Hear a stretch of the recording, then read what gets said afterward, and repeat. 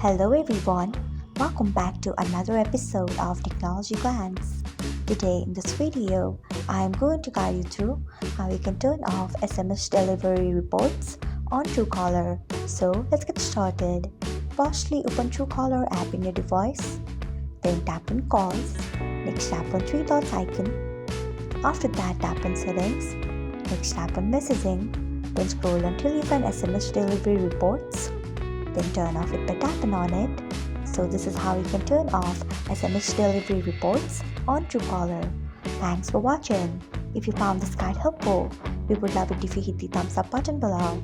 We upload great new tech tutorials like this one every day, so do not forget to subscribe to our channel and hit the bell icon so that you'll never miss another update.